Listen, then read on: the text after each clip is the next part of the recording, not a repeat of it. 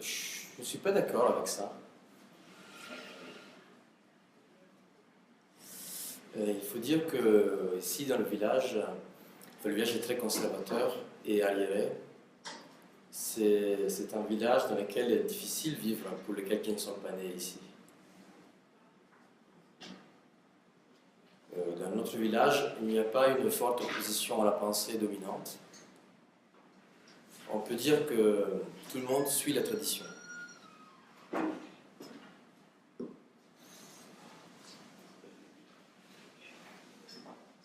Est-ce qu'il était un personnage solitaire? Oui, mais il avait le support, le soutien du roi. Vous l'avez peut-être vu juste en bas, il y a un château, c'était à lui. C'était un cadeau que le roi lui avait fait parce qu'il était un tireur d'élite.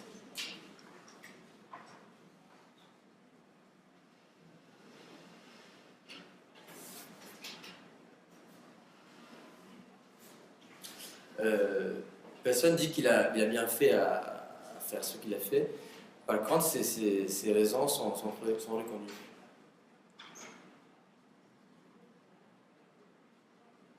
Je crois que maintenant, ça fait partie du passé. Les personnes qui ont été touchées par cette histoire, maintenant, auraient plus de 100 ans. Enfin, elles sont toutes mortes. Par contre, cette histoire reste collée au village comme si c'était de la boue.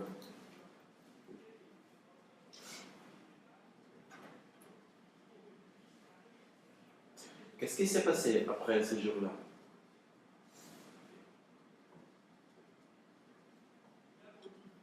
Il y a eu une sorte de conspiration d'omerta. Personne ne sait ce qui est arrivé après. Il y a quelqu'un qui dit qu'il est parti aux Amériques, d'autres qui disent qu'il est rentré à Milan, mais c'est juste des rumeurs. Personne réellement sait ce qui lui est arrivé.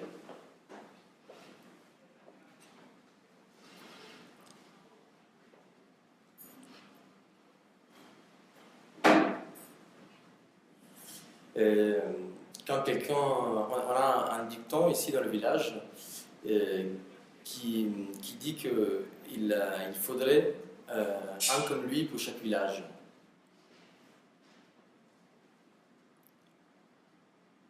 C'est un peu comme le dicton un buce pour chaque village.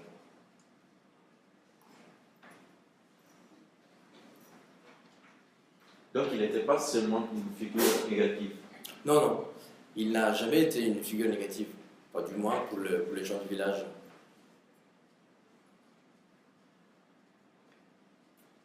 Il n'a rien fait de négatif, tout ce qu'il a fait était positif.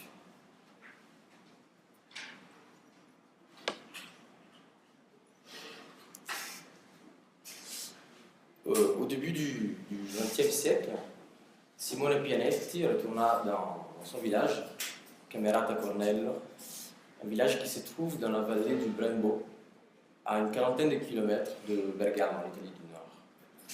Il avait émigré auparavant aux États-Unis, où il était resté une dizaine d'années. Et on n'a pas beaucoup d'informations et de témoignages sur sa vie américaine. On a trouvé un seul document. Il s'agit d'un livre publié à Boston en 1929. C'est un recueil en fait d'histoires de vengeance. Et il y a un chapitre entier consacré à l'histoire de Simone Pianetti. Dans ce livre, l'auteur nous dit que Pianetti avait fondé à New York une société liée au commerce de fruits et de légumes et qu'il avait eu beaucoup de problèmes avec the Black Hand, la main noire. C'était une organisation criminelle qui avait été fondée par les immigrés italiens à la fin du 19e siècle. Pour quelqu'un, c'était en fait le premier noyau qui composera ensuite la mafia italienne à New York et aux États-Unis. Bon, Pianetti a beaucoup de problèmes parce que en fait, cette organisation criminelle s'occupe principalement de deux choses, racket et enlèvement des gens dans le but d'obtenir un rançon. Pianetti refuse de payer la somme qu'il lui a demandée et Du coup, il est menacé de mort. Mais lui, ce qu'il fait, c'est qu'il dénonce à la police cette tentative de racket. Et certaines personnes qu'il avait menacées vont être arrêtées par la police. Comme il s'agissait d'une organisation très étendue, il reçoit encore à nouveau des menaces de mort. Du coup, il est obligé de quitter la ville de New York. Il ira d'abord à Pittsburgh et ensuite à San Francisco. Mais au début du XXe siècle, il décide de retourner en Italie, dans son village à Camerata Cornello, dans la vallée du Brembo. Et à ce moment-là, la vallée du Brembo était un territoire assez pauvre, dont les activités économiques principales étaient l'agriculture et l'élevage. Et du coup, la population locale qui vit au sein de cette vallée, à l'intérieur de cette vallée, on peut dire qu'elle vivait dans une société qu'on peut qualifier de pré-moderne. À l'exception de la ville de San Pellegrino, qui, grâce à l'exploitation de ses sources d'eau, avait commencé à développer un tourisme, des activités économiques liées au tourisme, surtout liées au tourisme thermal. En 1906, dans cette ville, va ouvrir un grand hôtel, un casino. Et Pianetti décide, comme il voit ce développement économique, il essaie de profiter et il va investir l'argent qu'il avait gagné aux États-Unis pour ouvrir un auberge, une taverne avec un bureau de tabac. Au début, l'activité marche bien, mais au bout d'un certain temps, les problèmes commencent parce qu'en fait, le prêtre du village, qui s'appelle Don Camillo Filippi, il intime aux paroissiens de ne pas fréquenter cette taverne, cette auberge, parce que c'était la taverne du péché, la taverne du diable. Il ne fallait pas que les villageois fréquentent cet endroit. L'inimitié entre le curé et Simone Pianetti, en réalité, c'était dû au fait que Pianetti organisait dans la cour de sa taverne des bals, ce qui ne plaisait pas du tout au curé parce qu'il y avait une promiscuité entre hommes et femmes, et cette époque-là, c'était pas bien vu, du moins par le curé. Du coup, les affaires vont mal, il tombe en misère, il est obligé de vendre ses propriétés pour récupérer de l'argent. Et du coup, il va rentrer avec la somme qu'il arrive à récupérer, même s'il doit vendre des propriétés à un prix défavorable, parce qu'il est obligé à le faire. Et Pianetti, avec la somme qu'il avait récupérée de ses ventes, il va acheter un moulin à San Giovanni Bianco, que c'est un autre village, un peu plus au sud. Et il va le faire électrifier. Donc c'est le premier moulin électrifié de la vallée du Brembo. Et dans un premier temps, il arrive à vendre la farine qu'il produit à l'aide de ces moulins électriques. Mais au bout de quelques mois, ces affaires commencent à tourner mal. Donc dans le village circulent des rumeurs qui disent que la farine qu'il est en train de produire, avec l'aide de cette technologie relativement nouvelle, ce serait nuisible pour la santé. Donc selon ces rumeurs, il aurait eu des cas de maladies suite à la consommation de la farine de Pianetti. Donc les médecins du village invitent ces patients à ne pas consommer cette farine, ce qui provoque une perte considérable de clientèle et d'argent pour Pianetti. Et pour Pianetti, selon lui, le responsable de cette campagne dénigratoire est une paysanne de San Giovanni Bianco, avec laquelle il s'était disputé avant, à propos d'une somme d'argent que la paysanne ne voulait pas lui rendre. Donc Pianetti se trouve à nouveau en difficulté économique par rapport à ça. Et les moulins qu'il a fait électrifier ne marchent presque plus. Et il n'arrive plus à vendre sa farine. Donc il est très inquiet et surtout il est très en colère. Et on le voit souvent se promener dans le village et dans la vallée, dans un état d'ivresse. Et ça, c'est le moment où il commence à planifier sa vengeance contre ceux auxquels il attribue la responsabilité de sa faillite économique. Donc là, je vais vous proposer d'écouter directement la voix de Simone Pianetti. La mia osteria era sempre piena di clienti. Il mio appalto vendeva sale e tabacco dall'alba al tramonto. Il mio mulino andava giorno e notte. Dopo 2 anni che tutto andava bene, venne il giorno della mia rovina. E quel giorno è stato quando ho messo quel piccolo ballo pubblico nel cortile della mia osteria. Fu la rovina per la mia famiglia. Ha cominciato la vecchia Miesi, andando in giro per il paese a dire che nella mia osteria si facevano dei balli scandalosi, che la mia osteria era frequentata da donne di cattivo costume, uomini di malaffare. Don Filippo, sentendo quelle chiacchiere in giro, ha detto in chiesa ai parrocchiani: guai a colui che entrerà ancora nell'osteria di Pianetti, altrimenti sarà scomunicato.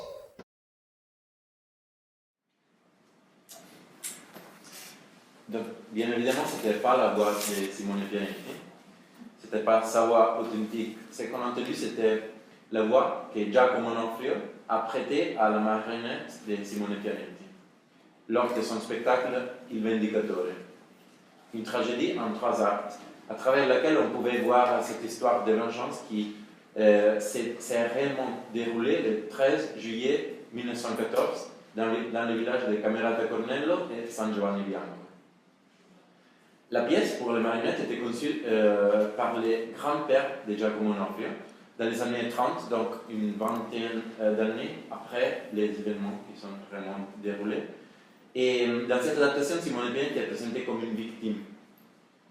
Son action sanglante est le résultat d'un complot ordi contre lui, car ces activités sont considérées trop dangereuses par l'élite locale, qui a peur des changements sociaux et économiques, introduits par un personnage comme Pianetti. Pianetti était un émigré qui avait vécu pendant des années dans une métropole moderne. Donc la promiscuité des balles et l'auberge, les moulins électriques, tout ça était vu comme des éléments déstabilisateurs de l'ordre social. Pianetti devient l'emblème du progrès et du modernisme, et contre lesquels se bat l'autorité locale. Et en fait, dans Les Vengeurs, Il Vendicatore, cette tragédie pour marionnettes, Pianetti est un honnête homme qui subit une série d'injustices. Et sa réaction féroce est, de quelque façon, justifiée parce qu'il a compris un acte de justice individuelle. Donc on voit très bien que le marionnettiste n'est pas neutre dans ses récits. Il a choisi de prendre parti en faveur d'un assassin qui s'était rendu coupable d'un massacre. Dans la tradition artistique des Onofrio, la famille des marionnettistes, Simone Pianetti se rebelle contre les pouvoirs des autorités municipales corrompues. Il devient une sorte de Robin Hood qui lutte contre l'injustice. Et si on pense que ce spectacle était joué même dans les villages de la vallée du Brembo, donc où cette histoire s'est réellement déroulée, cela signifie que les marionnettistes s'exposent directement au regard d'un public qui peut accepter ou pas sa position.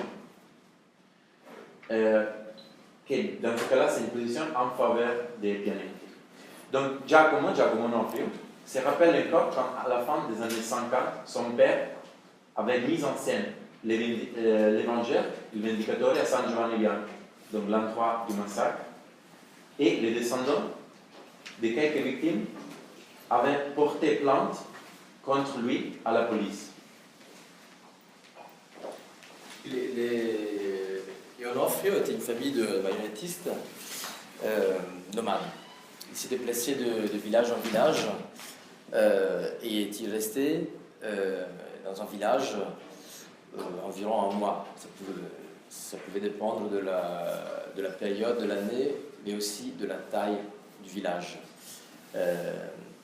Pendant leur séjour dans le village qu'ils visitaient, ils jouaient l'ensemble de leur répertoire. Et si l'on pense qu'ils jouaient presque tous les jours, sauf le vendredi et le dimanche, parce qu'on ne pouvait pas jouer à cette époque-là, ces jours-ci, parce que les gens catholiques ne le permettaient pas. Le vendredi, c'était le jour de la semaine qui correspondait à la passion du Christ, et le dimanche, bien sûr, c'était le jour du Seigneur. Mais bon, ils jouaient presque tous les jours pendant un mois, et ils ne jouaient jamais 2 fois la même pièce pendant un séjour. Ça veut dire que leur répertoire était un répertoire considérable, enfin, environ une vingtaine, trentaine de pièces. Pendant le spectacle, en fait, était composé de deux pièces. La principale, la première, qui durait environ 2h30. Et ensuite, il y avait une farce qui durait un peu moins. C'était une farce, une comédie au sujet burlesque, comique, qui était présentée pour réjouir les spectateurs à la fin du spectacle. Les pièces principales, en fait, c'était des comédies. C'était des comédies, des tragédies, et le sujet, il y avait plusieurs types de sujets. Il pouvait y avoir des histoires de bandits, des histoires de brigands, qui étaient célèbres et populaires dans cette région, dans la Lombardie, mais aussi dans toute l'Italie du Nord. Il y avait des pièces un peu comme... Il y avait une adaptation, par exemple, de l'Avare de Molière, avec beaucoup de variations, mais bon, c'était un type de pièce qui était jouée. Et ensuite, les tragédies, comme je disais. Et les tragédies, parfois, qui correspondaient à des faits réels qui étaient déroulés, comme c'est le cas du Vengeur. C'est une histoire vraie. Il Vendicatore est un cas exemplaire de ce type de tragédies qui sont tirées de faits divers, de faits réels. Et la transmission de cette pièce, du Vendicatore, a été garantie par l'apprentissage familial et pour longtemps sans la présence d'un texte fixe. Le spectacle dont vous allez voir des extraits, en fait, est le résultat des souvenirs de Giacomo Onofrio, des souvenirs de mise en scène de son père, de son grand-père, mais aussi d'une version dactylographiée par le marionnettiste lui-même, qui avait dactylographié sous dictée de son père, au début des années 70. Le document sonore que nous venons d'écouter avait été tiré d'un enregistrement en VHS et il était réalisé au milieu des années 90. Parce qu'à ce moment-là, cette pièce ne sera plus jouée. Parce que le marionnettiste, Giacomo Onofrio, il a vu que son public était totalement changé par rapport au public qu'il pouvait avoir son père et son grand-père. À l'époque, c'était un public d'adultes. Maintenant, les spectacles de marionnettes, même en Italie, sont vus presque seulement par des enfants. Du coup, il a dû changer son répertoire, il a dû éliminer beaucoup de vieilles pièces et en adapter les autres pour les enfants. Cette histoire du Vengeur, Simone Pianetti, a été totalement éliminée.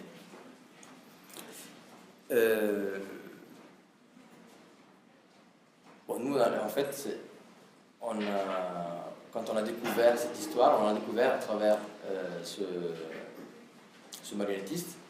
On ne connaissait pas l'histoire de Simone Pianetti. Mais à l'époque, il ne la mettait plus en scène. Du coup, nous, on a pu voir un enregistrement en VHS qui était avec une caméra fixe. Et c'était aussi assez dégradé avec le son qui était très mauvais. le temps, on peut voir des extraits de ce spectacle.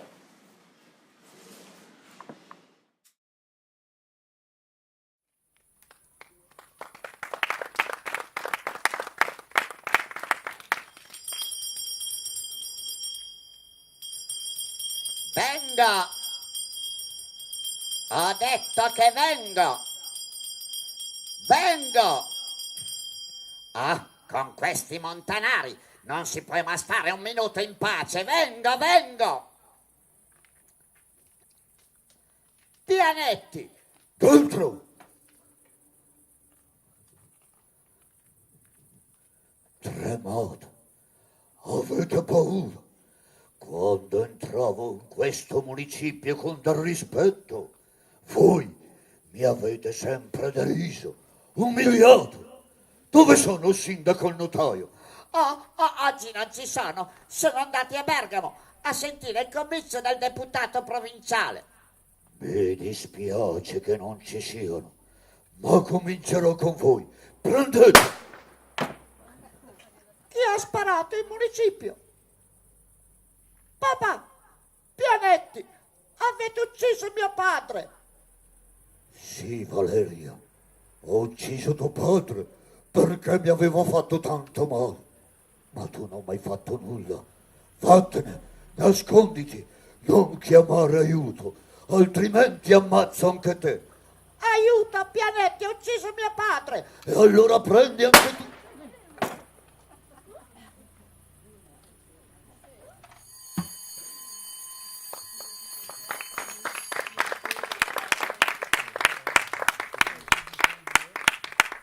Grazie mille.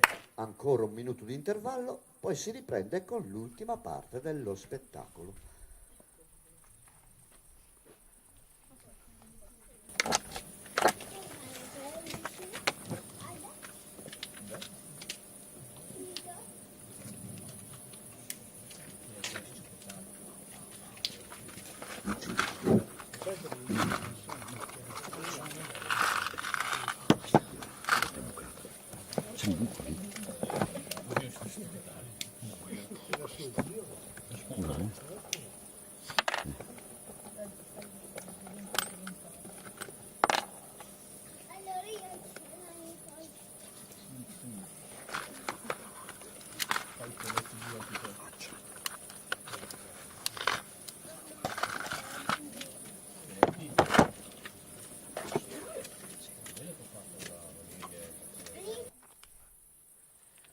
Don Filippo, questo colpo è per voi. Prendete! Sta arrivando la guardia comunale. Ehi, Pianetti, avete ucciso Don Filippo. Su, datemi il fucile che vi porto in caserma dai carabinieri. Ecco, prendilo!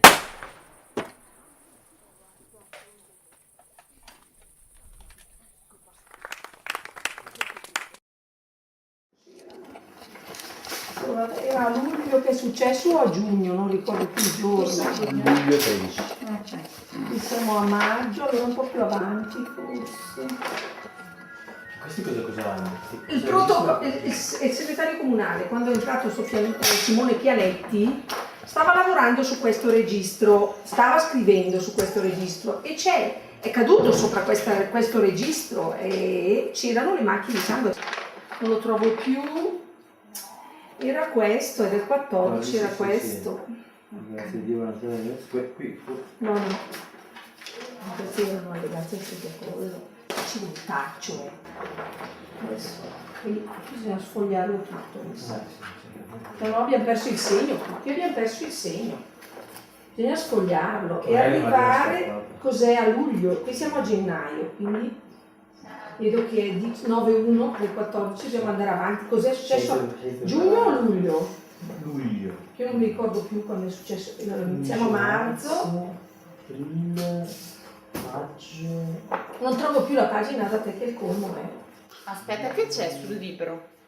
Su che libro? Sul libro qua di Camerata. Che il colmo ne detto? C'è la fotocopia. 1,7. No. Un pochettino più avanti magari. 8 luglio, 6 luglio. Qui? Oh, pensa mezz'ora fa spolverare e non troviamo più. Vedi? Vedi? 18 luglio 14. Lo so, ma purtroppo è così.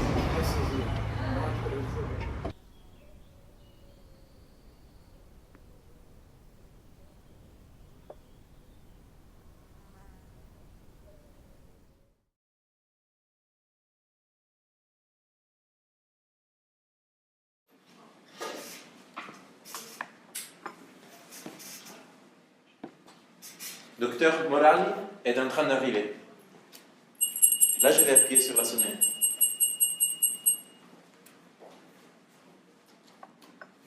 Ah, ces petites canailles.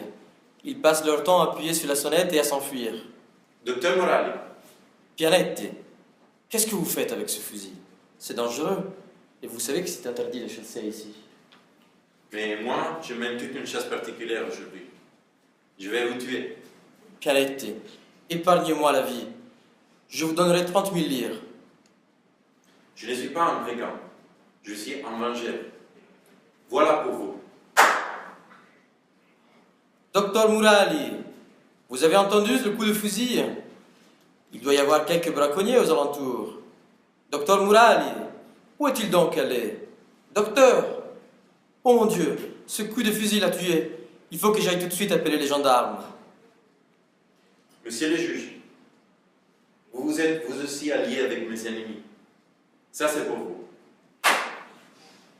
Le 13 juillet 1914, Simone Pianetti tua 7 personnes avec son fusil de chasse. Et voici la liste des victimes. Domenico Morali, médecin de San Giovanni Bianco. Abramo Giudici, secrétaire de la mairie de Camerata. Valeria Giudici, la fille du secrétaire. Giovanni Ghilardi, huissier. Camillo Filippi, curé de Camerata.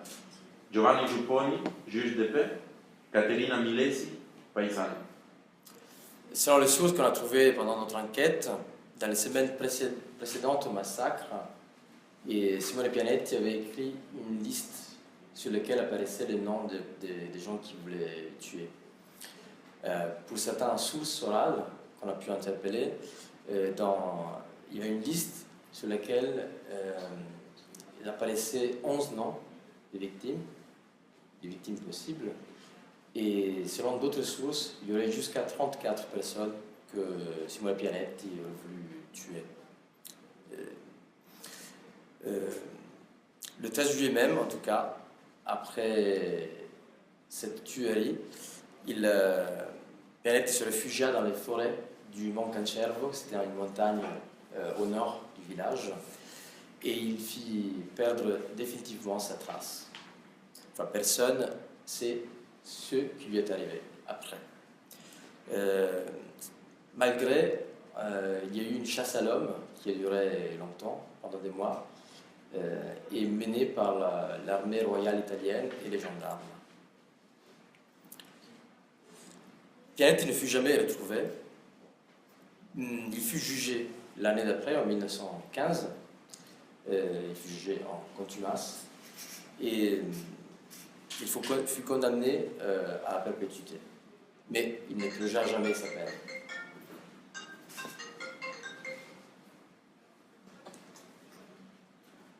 Les deux photos qu'on peut voir à l'écran ont une origine mystérieuse. La première représente les funérailles du curé, Don Camillo Filippi. On peut voir le moment où le cercueil est transporté à l'intérieur de l'église. Le deuxième concerne le cercueil du médecin Domenico Morali, qui est en train d'être amené à l'intérieur de sa maison. Ces photos ont été publiées sur les journaux italiens comme Il Corriere della Sera et La Stampa, mais elles ont été prises probablement par un criminologue écossais, Harry Ashton Wolfe, l'auteur du livre Crimes of Violence and Revenge, publié à Boston en 1929, dont on a parlé au tout début.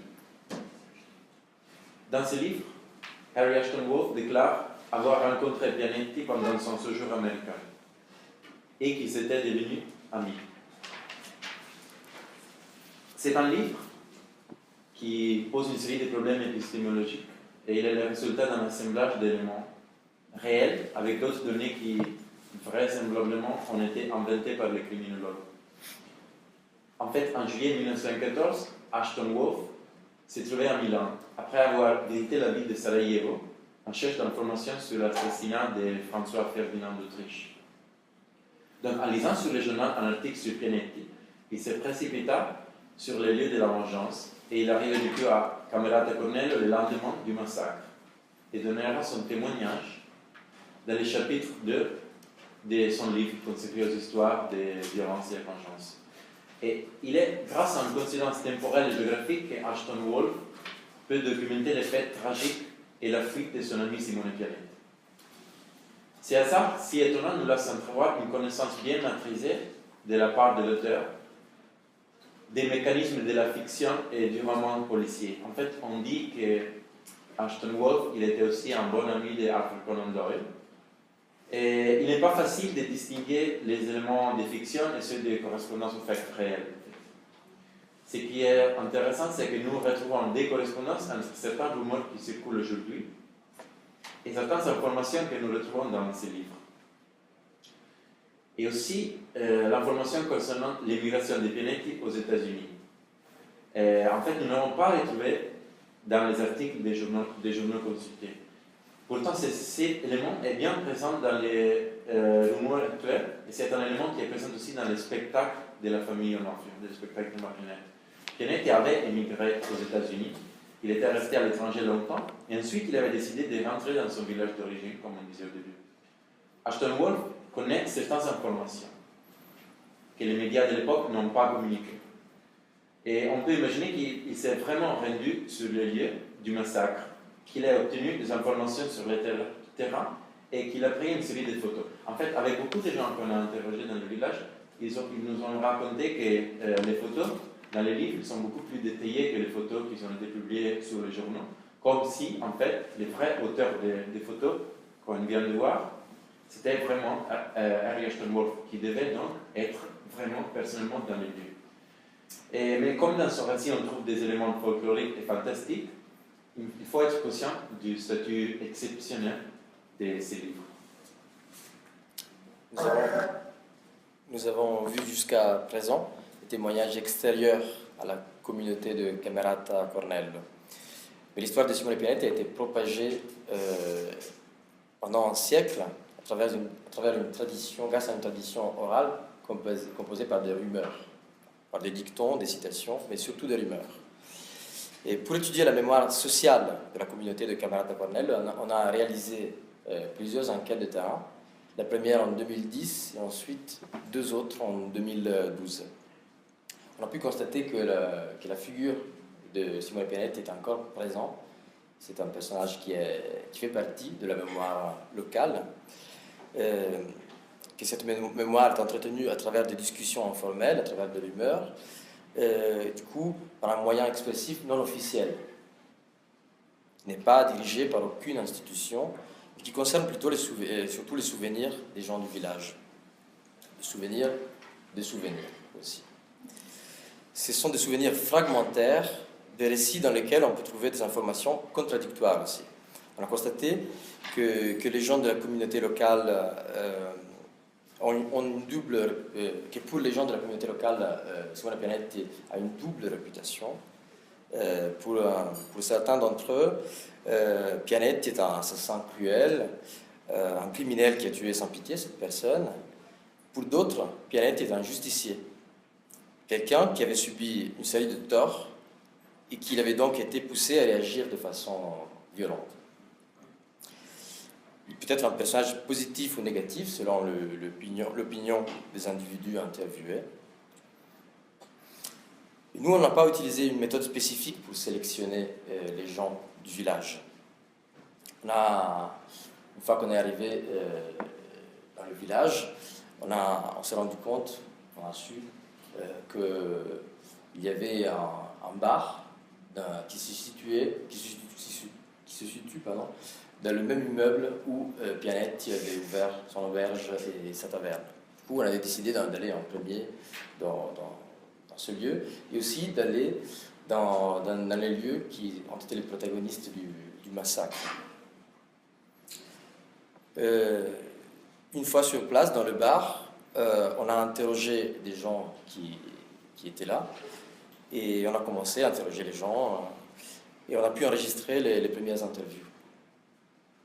On a obtenu ensuite des adresses d'autres habitants censés connaître plusieurs détails, et certains ont répondu, certains d'autres non.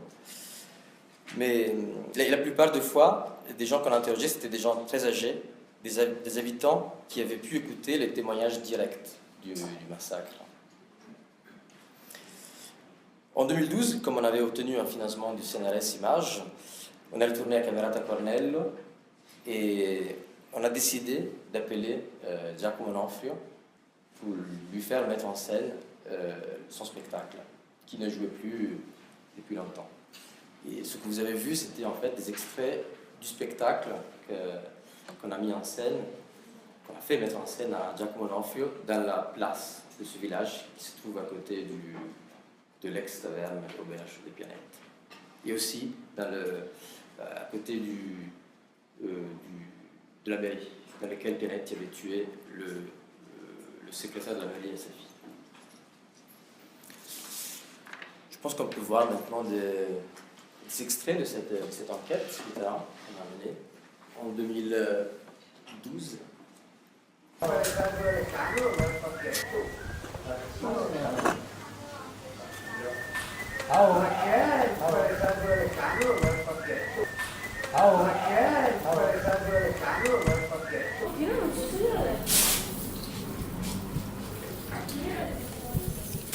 Lei viene domani sera allo spettacolo? Domani sera viene allo spettacolo? No, viene il spettacolo. Non mai dato il spettacolo. No, sulla storia di Simone C'è tanti anni non mai dato il spettacolo, dunque... Ma è il spettacolo degli UP, No, non ci vado. Ma allora bisogna operare sì.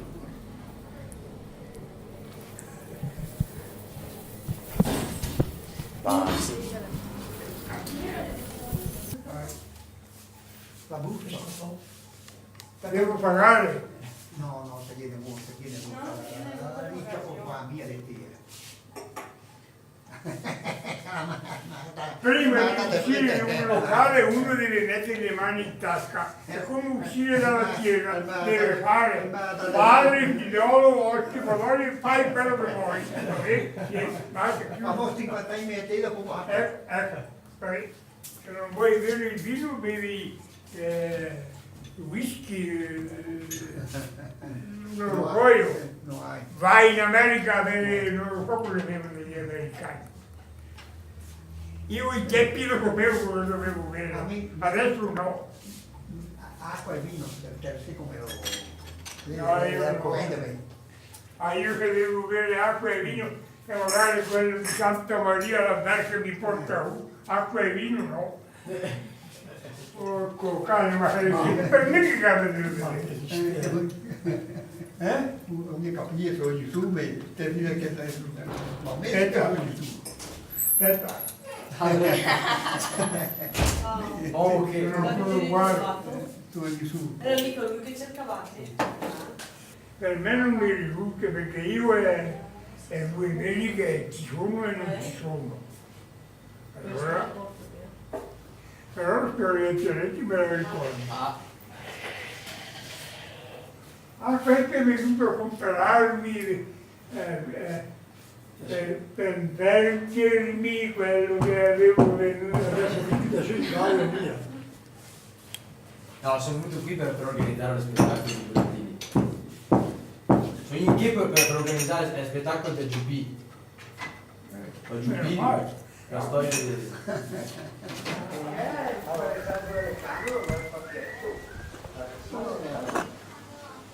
Siamo in un miracolo. Io molto periodo. No. Un appoggio del re, invece ci condice che ma poi partito in America col Montana, le volte era la casa termica, io Martino era... Chi è che? Sì, è Pianelli. Quindi qui dalla patata girava, quando si vede doppiamente dalla patata lì, probabilmente nella metà presente non vedo. Gira molto ora già. Questo è fiore o il fiore? No, È mia mo. Ciao.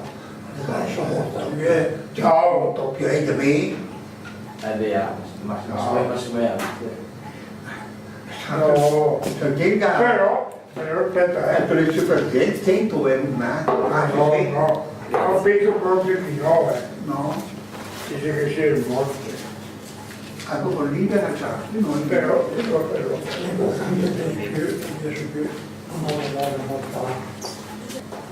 però, punto di domanda, ma no. Speriamo, un bello. Andiamo a chiedere un'informazione. Chi è? Figlio, Ma sta lì a Milano? ma lui nei momenti come adesso d'estate, vengo sempre qua. In ferie o fare un giro qua, poi certo che qua è una cosa storica, è un paesino. Ucciso un messo lì, là, nella casa là, Quale? quello di qui.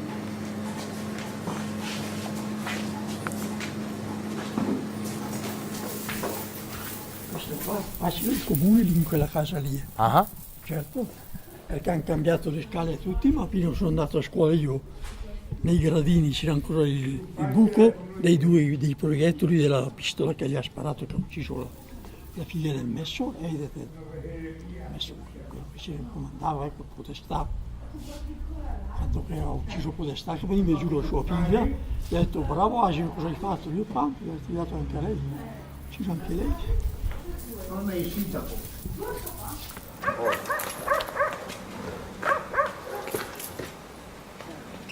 Vieni, non fare insieme. Aspetta che la metto su.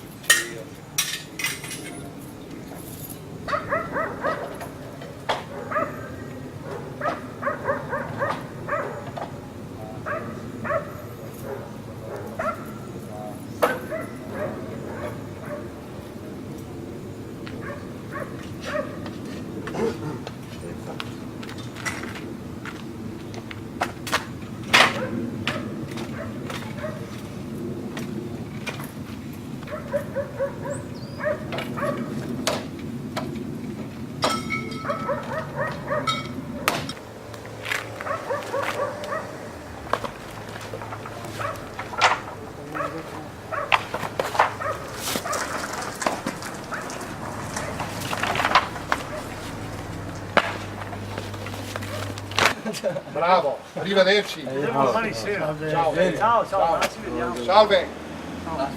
Ed è che mo chi che se ricorda essercelo. È importante Gli ha desmentegato. È importante gli anni adesso. Sì. Bene, arrivederci. Ciao, arrivederci. Ciao. Dice niente pianetti stasera? Perché dici oramai la storia del pianeta, ma ne ha fatto un Andrea di 10, che ha cent'anni e pace. Però siamo giù che sentì le storie dopo... Sì, le storie non si tiene. Sono tutte le storie dopo niente, la eredità come che le stava. Fatta, alla fine qui dopo sto piadello è scappato. Il figlio. La mia suocera. è andato in corsello. C'è un corsello è andato in carabiniere in casa. E sei carabinieri a dire che boh. Una scarabinata che sbatteva il cappello di carabiniere. E dopo. Gli è scappato i carabinieri. Sì. Ma ha contato la melona.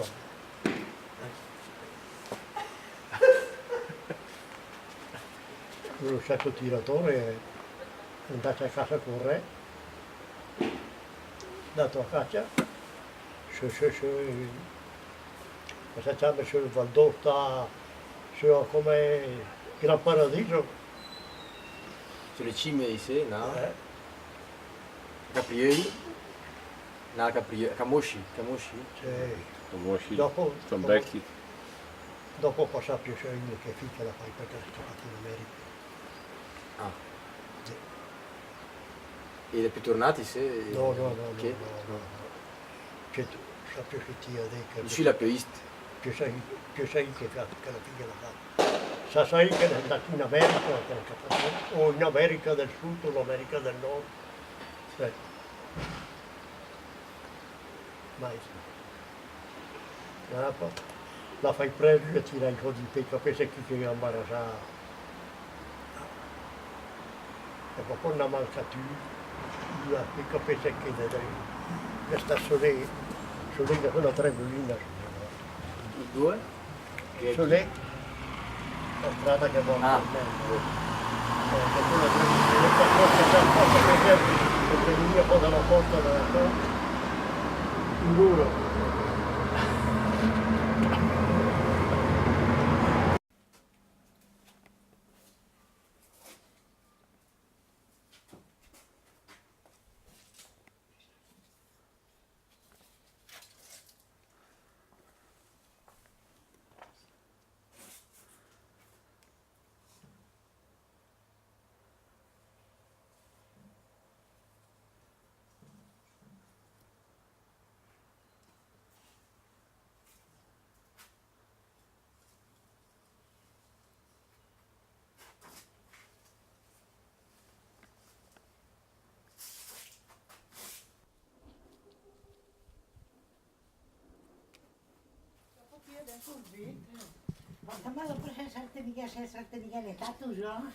Certo, ma anche ai fotografi stamattina, la fotografi lì, la fotografi mia a me, cosa ficchi?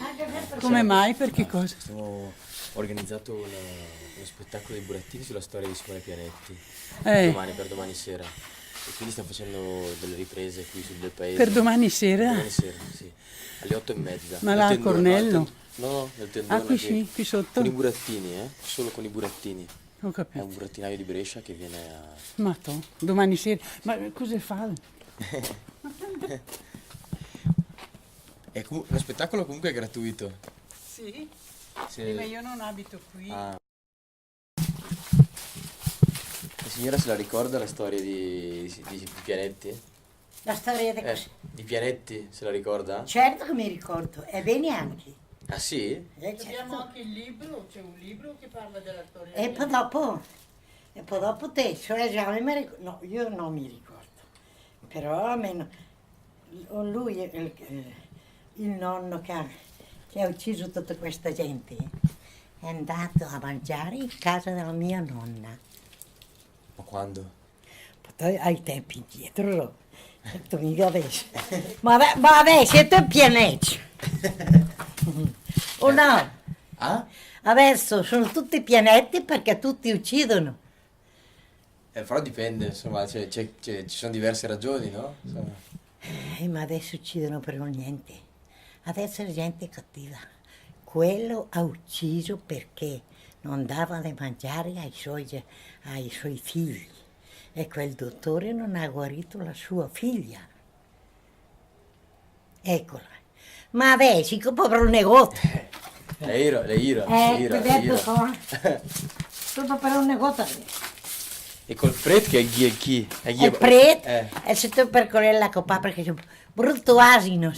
E io lo tengo da andare con lui. Dopo è andato, ha ucciso ha ucciso il sindaco e la sua figlia perché piangeva per la Copadali. Non ci sono stati più omicidi? No, dopo di lui no. È stato l'ultimo lui? Non ce n'è più stato, noi a Ticoparo. Più. E non si è saputo niente poi di che fine ha fatto? E non si è saputo niente di che fine ha fatto? Sì, è morto a Milano col suo figlio. Con suo figlio? Suo figlio Nino? Certo. Perché lui ha i parenti qua a Cameratane. Dove Ha sono? tanti parenti qua a Cameratane. Ci sono ancora? Oh certo, che chiamo? Dove? E che per il paese, a dire che la piglia insegna te. E che insegna te.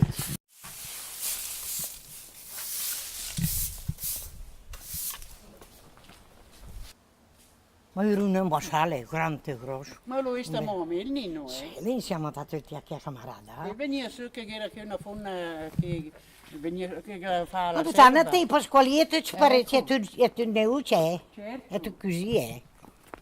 Pasqualì era padre di Simone. Eh? O Pasqualì? Pasqualiere cugini. Pasqualieri era così, però aveva anche i fratelli. Insomma, è una storia lunga anche la sua, una famiglia distrutta. Ma perché adesso chi è distrutto te? E tu chi ha copato, perché ne ha copate. E aveva una lista più lunga. Non Perché la mia fa tutti. che disio lui deve te s'ampara sta che dice. Però Invece adesso si copa per un niente. si attaccava a poco e lui l'ha copata lui per poco, Lisetta. Perché una la che mi ha pagato i sad di farina alla copada. O il tour perché il gamia ha salvato il c'è. Perché la mia adesso copi per cos'è che una copatata ieri, che una copa Ma Potò. e gli ho detto tutti liberi del pianeta. No, i non mai pianeti. I non mai pianeti. Comunque è una copa se lui la cova il pianeta, la copa.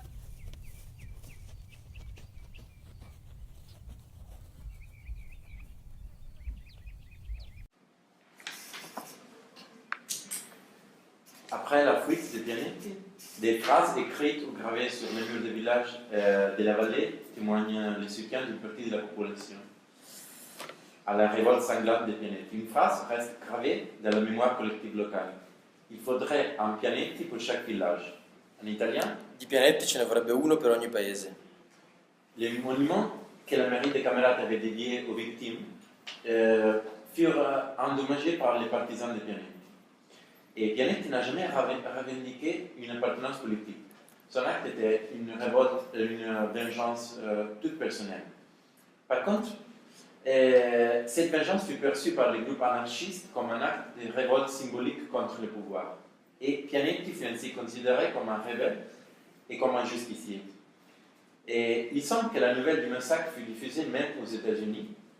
Et il y a une chose très particulière. Aux États-Unis, on dit que dans plusieurs clubs anarchistes, il y a des personnes qui se présentaient avec l'identité de Simone Pianetti pour vivre temporairement des subventions des groupes anarchistes, ce qui nous donne une idée de la popularité de ces personnages parmi les mouvements anarchistes de l'époque.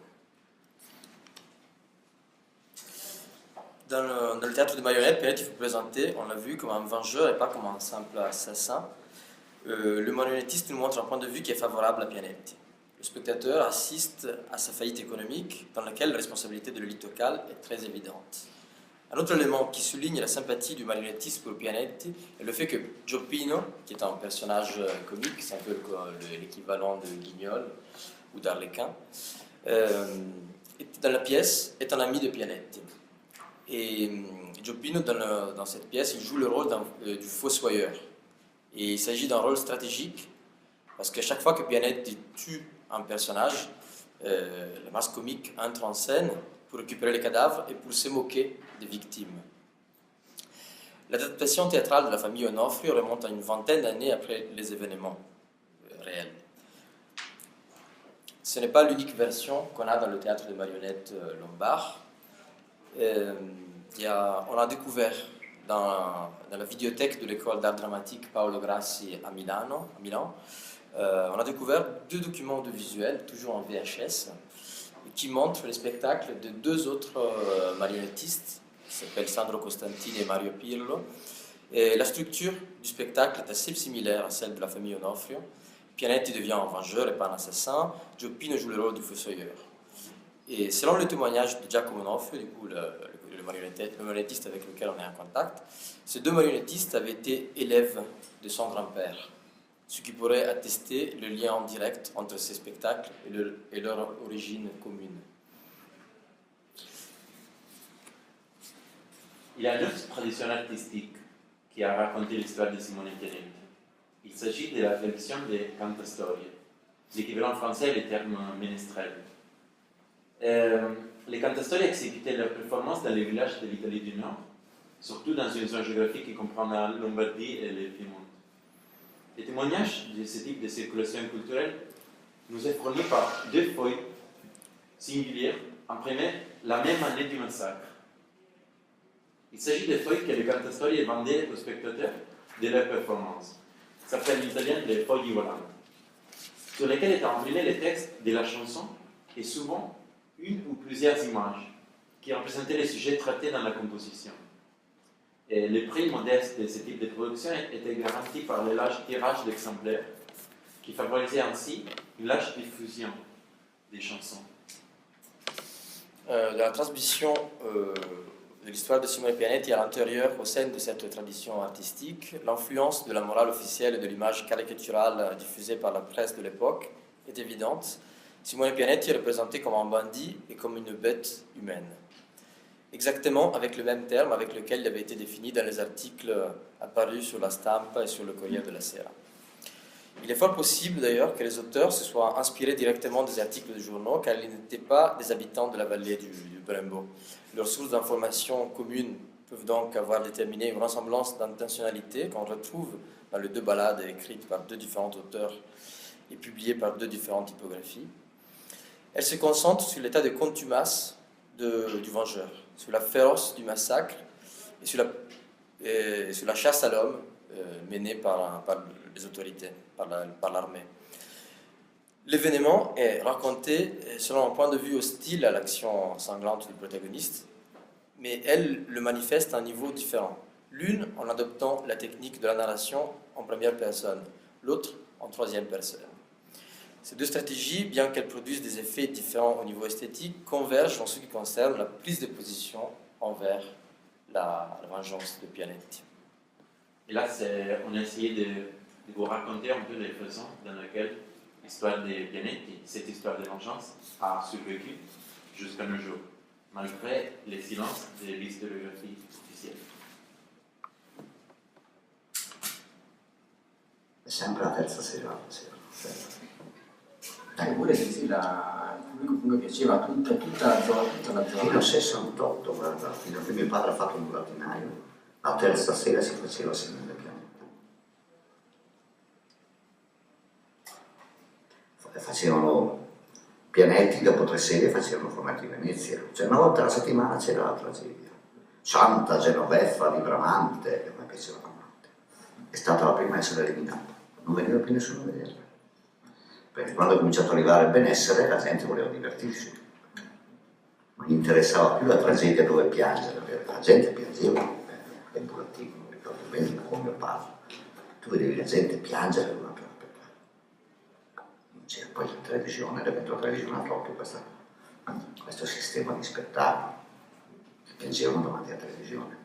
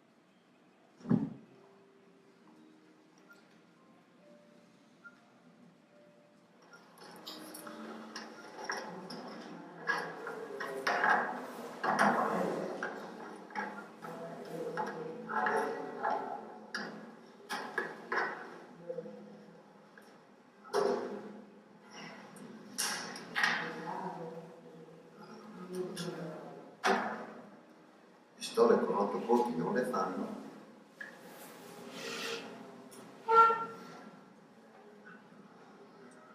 Hanno giornato anni caricate anni.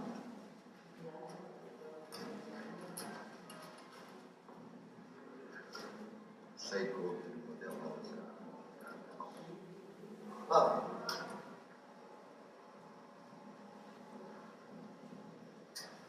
Vai, pronto?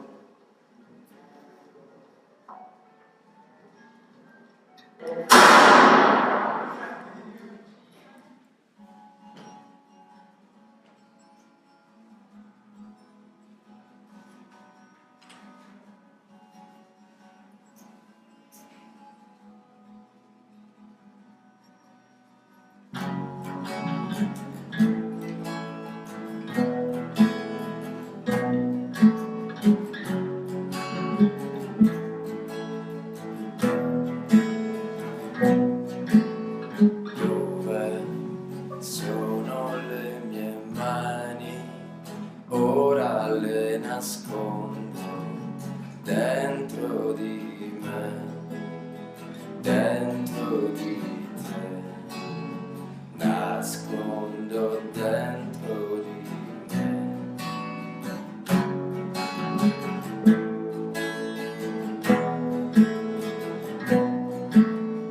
Dove sono le mie mani? Ora le nascondo dentro di me, dentro di te, nascondo dentro di me. Siamo lontani, lontano monti e mari. Siamo lontani, lontano monti e mari. Vorrei nascondermi dentro di te e poi ritornare qui.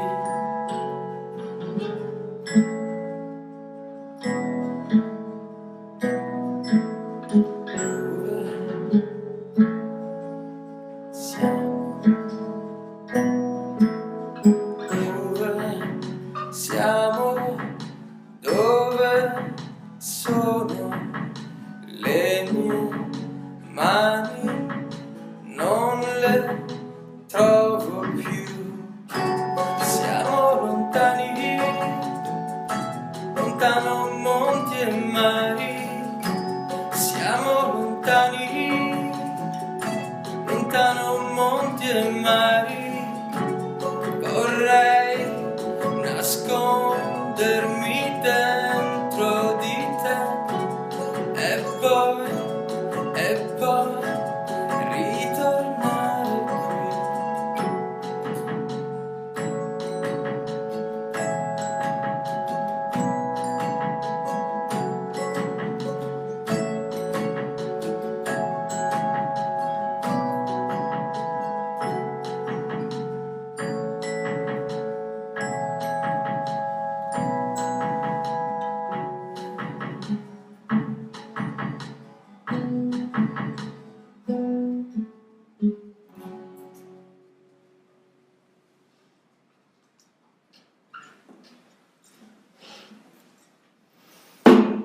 Merci.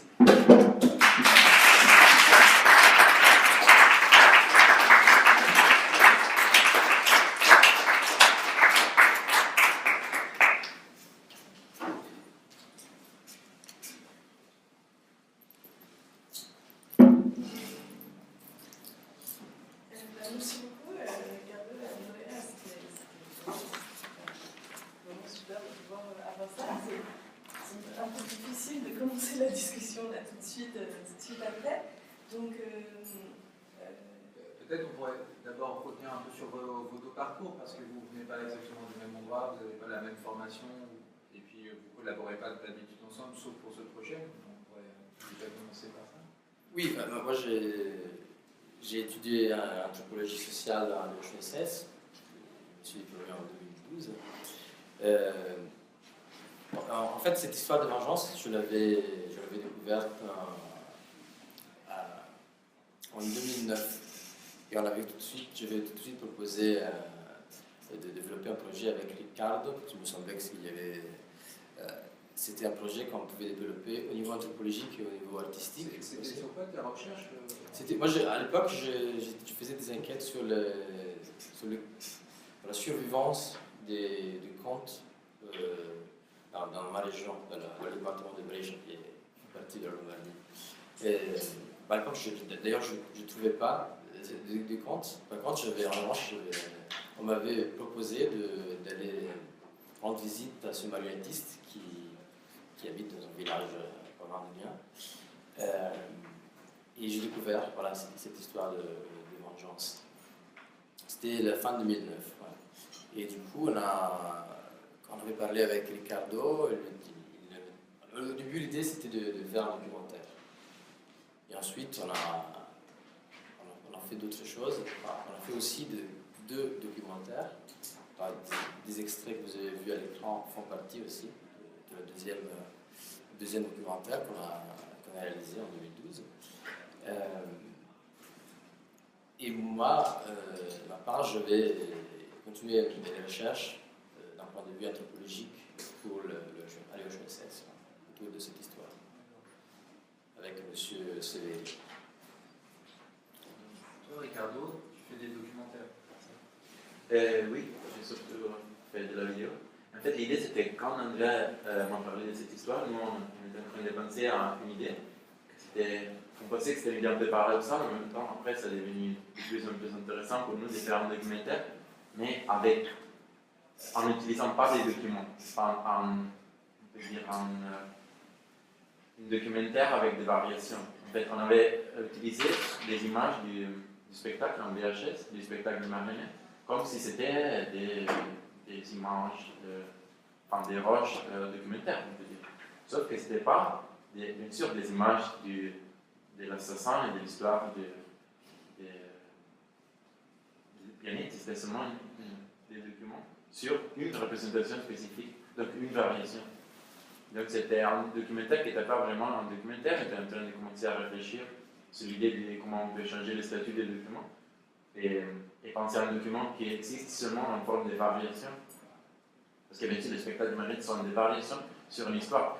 Et l'histoire des pianistes, c'est intéressant parce qu'il avait un moment après lequel il n'a pas une vérité certifiée. Donc il n'a que des variations.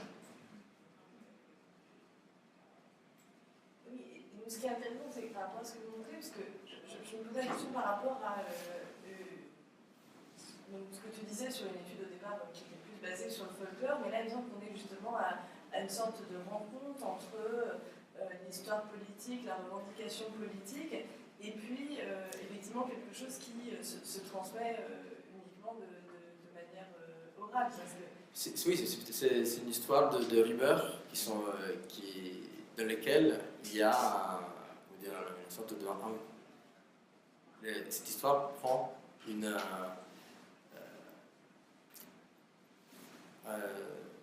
est perçue comme une histoire politique, alors que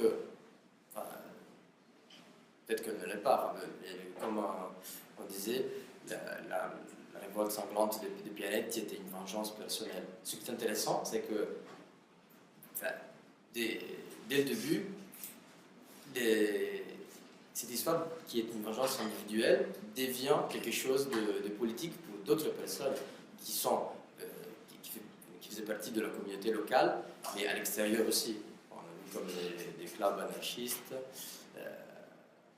mais aussi pour ceux qui voulaient faire de révolte dans la vallée même du Brembo, en Lombardie et en Italie. Et c'est pour ça qu'elle a été aussi, je pense qu'elle a été perçue comme je pense que les autorités avaient peur que cette histoire devient une histoire politique et que Pianetti devient un symbole. Parce que justement, il y avait le fait que lui, il avait tué des personnes qui faisaient partie de l'autorité locale. Il avait tué un secrétaire de la mairie, il avait tué un prêtre. Et du coup, ça se prêtait à ce misunderstanding, ce misentendu était peut-être facile à développer parce qu'il avait tué des gens qui faisaient partie de l'establishment, de l'élite locale. Et juste, Pianetti, on ne sait pas comment il a fini, c'est ça? Non. L'histoire de la dame qui dit qu'il est mort à Milan, enfin, c'est... Ouais. Oui. Il y a plusieurs rumeurs, justement, qui disent qu'il est... Pour certains, il est rentré en Amérique, puis pour certains, il est allé à Milan. C'est on n'a que de rumeurs. Pour d'autres gens aussi, il a émigré, il n'a pas émigré, il est échappé au Venezuela, à Ciudad Bolívar, mais on n'a que de rumeurs. On n'a pas les moyens, pour le moment, pour l'instant, on n'a pas eu le moyen de vérifier ça. Et en plus, je pense que c'est intéressant ce que tu disais, je ne sais pas qu'est-ce que vous en pensez, la folklore, tu parlais du folklore. En fait, là, c'est une histoire qui a été transmise par rapport à des moyens que nous considérons folkloriques aujourd'hui. Mais à l'époque, les spectacles de marionnettes, c'était vraiment des façons. C'était un peu des documentaires, comment ça s'appelle, des journaux. Des journaux télé. Des journaux télé. Parce que les marionnettistes, ils allaient de village en village en racontant les histoires qui s'étaient vraiment passées dans la région. Donc c'était un peu la même valeur des documentaires, on peut dire. Et ça, les cantastories et des autres formats narratifs, ça est devenu des formats folkloriques, mais de les définir folkloriques maintenant, c'est aussi une façon de regarder ces formes narratives comme quelque chose qui maintenant, ça n'a pas une valeur historique. Non? C'est pour ça que nous on était très intéressés à l'aspect historiographique qui manque. Donc, bien sûr, cette histoire de Pianetti, comme les autres histoires, sont complètement absentes de l'historiographie officielle italienne, sauf qu'ils sont vraiment présents dans des autres médias qu'on considère folkloriques, mais on considère folkloriques aujourd'hui. À l'époque, c'était autre chose. Il faut penser aussi que le public de marionnettes, le public aussi qui écoutait les ballades, était un public pas forcément cultivé. Peut-être que oui, mais c'était à l'époque, c'était courant d'aller passer 2-3 ans à l'école primaire et c'est tout. Du coup, on n'a pas la même structure mentale qu'on a aujourd'hui. Il y a quelque chose qui m'a intéressé dans... C'était dans la biographie de Pianetti, l'idée qu'il va d'abord aux États-Unis, il essaye de faire fortune là-bas, et puis ça rate, il revient dans son pays natal, et il essaye de refaire fortune. C'est un entrepreneur, quoi. Il a toujours raté, mais c'est un entrepreneur. Exactement. Et ça m'a fait penser à un roman français, je ne sais pas si vous connaissez, c'est Jean de Florette de Marcel Pagnol. Non, c'est vraiment la même époque, quasiment. Jean de Florette. Jean Florette. Ça a été adapté au cinéma, c'est devenu assez populaire, c'est toujours été très populaire. Je ne sais pas si c'est inspiré de faits réels, par contre, mais l'histoire, c'est un gars du sud de la France, de Provence, qui monte à Paris, qui apprend un peu les techniques d'entreprise commerciale moderne, entre guillemets, et qui revient dans le pays pour essayer de faire un commerce à grande échelle de fleurs, de tulipes, et il n'a que des ennuis avec la population locale qui ne comprend pas ce qu'il fait, qui lui met des bâtons dans les roues. C'est un peu le même destin finalement, et moi ça m'intéresse, il y a le côté politique dont tu as parlé, mais il y a aussi le côté modernité face aux traditions, à une espèce de bloc local, l'église, les institutions comme ça qui ne bougent pas. Il apporte aussi le bal, la musique, une sorte de vitalité comme ça. Et ça, les gens, ils vous en ont parlé de cette dimension-là moderne Dans les souvenirs, dans les rumeurs, des gens qui habitent aujourd'hui dans ce village, oui, c'est présent cet aspect pour certains. Et les gens qui normalement soulignent cet aspect, cet élément modernisateur de Pianetti, c'est des gens qui, entre guillemets, étaient favorables à sa vengeance aussi, ce qui est intéressant, parce que la vengeance, c'est pas forcément quelque chose de moderne. Du coup, il y avait cet aspect contradictoire aussi, parce que des gens qui voyaient positivement l'histoire de Pianetti comme modernisateur de la vallée, appréciaient aussi le côté vengeur, ce qui est intéressant. Il y avait d'abord oui, à 2 reprises, il est question de relations privilégiées entre Haïti et le roi. Oui. Le roi qui aurait protégé sa fuite, qui aurait aidé à quitter le lieu de ces assassinats, et puis le fait qu'ils chassaient ensemble. Oui. Et là, vous avez un petit peu. Bon, alors, je trouve que ça souligne assez bien l'ambivalence sinon du personnage, du moins la façon dont on se le représente, et peut-être qu'on a là cette ambivalence. Même, on peut trouver le secret de la narration qui va vers l'éthique ou vers le conte, parce que vous évoquiez cette modernité du personnage et donc sa capacité à rompre et à introduire un nouvel ordre, peut-être, dans une société qui on parle comme un personnage, comme un héros éthique, ou comme un personnage de conte. Je suis d'accord avec vous. Je pense que cet élément que Pianetti était un ami du roi est un élément qui légitime son acte de vengeance aussi.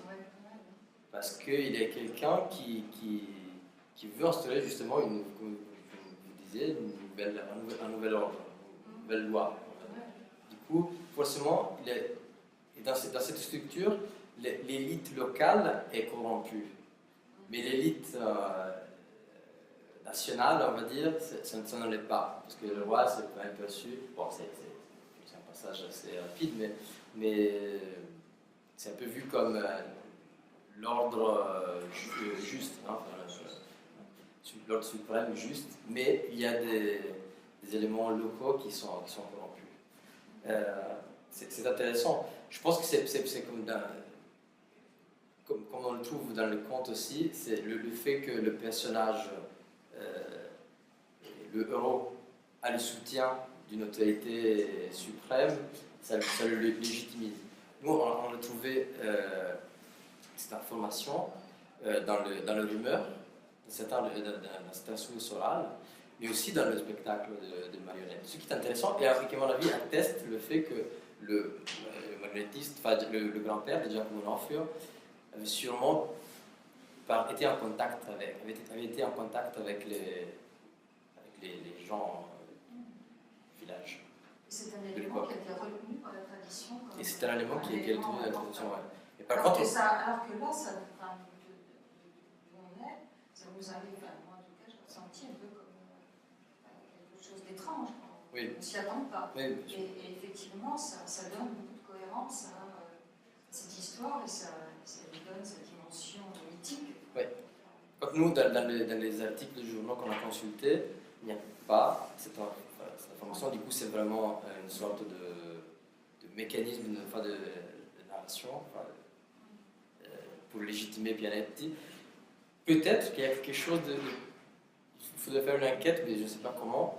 Mais dans un article de journaux, on cite, on mentionne que Pianetti avait été en contact avec un personnage qui faisait partie de l'aristocratie italienne. Alors peut-être que quand la rumeur a perçu le contact entre Pianetti et un personnage qui faisait partie de l'aristocratie italienne, c'est devenu tout de suite le roi. Voilà, pour rendre plus puissant et pour rendre plus légitime. Il ne fallait pas que ce soit un gueux, il ne fallait pas que ce soit quelqu'un. Ouais. Oui, juste exactement la même chose. Mais c'est ce rapport entre la récupération des anarchistes par rapport justement à la figure du roi qui est espèce de truc complètement incohérent. C'est vrai. que d'un côté, c'était une époque où l'assassinat de roi était pas courant, mais ça existait. Enfin, je pense où l'assassinat des présidents. En France, il y a l'assassinat de Sadi Carnot, nous sommes pas un anarchiste, on dit un anarchiste italien, à Lyon. En Italie, au début du XXe siècle, en 1900 ou 1901, il y a l'assassinat du roi Umberto, par Gaetano Bresci, anarchiste. Du coup, je pense que tout assassinat des gens qui faisaient partie d'une élite était un peu vu comme des anarchistes. Pas forcément. Protégés par le roi. Mais des anarchistes protégés par le roi, ouais. Peut-être que les anarchistes étaient au courant de cette protection. C'est une histoire d'appropriation, non? Comme on disait. Parce que nous, on a utilisé beaucoup la notion d'Eric Hobsbawm quand il parle des personnages pré-politiques. Donc des personnages qui agissent dans le milieu de la police, mais en même temps, ils ne sont pas liés à une certaine idéologie, à un certain mouvement, mais ils sont récupérés par d'autres idéologies, comme l'histoire de la Pianetti, c'est parfait par rapport à ça. Et bien sûr, aussi, l'idée du pouvoir qui reste au début de tout, c'est aussi le pouvoir catholique, le pouvoir de l'Église. Lui, il est en train de critiquer les prêtres locaux. Non? Mais vous avez vu, il a cette madame qui est en train de travailler dans les cimetières, et elle dit, vous voyez, le prêtre était corrompu, mais elle est une madame qui est là-bas, elle est dans ce système de religion. Non? Ouais. C'est une critique locale, mais peut-être, dans certains endroits, ne pose pas en question le pouvoir suprême, soit les rois, soit la religion. Non?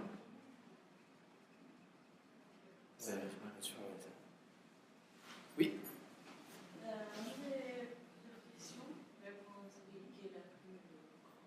Je voulais vous demander sur un peu plus de détails sur ces cantastorie dont vous parlez, sur ces feuilletons avec les chansons sur parce que j'avais l'impression, c'était assez présenté, mais j'avais l'impression que c'était plutôt une image négative, comme un méchant tueur. Oui, dans la tradition des cantastorie, oui, on a seulement deux témoignages de ce type.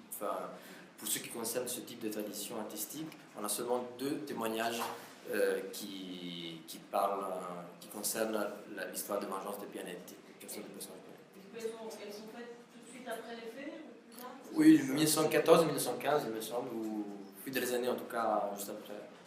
Il y a une très grande différence en fait entre la perspective dans ce type de si vous voulez, entre les deux. Négatif et le spectacle où il est plus.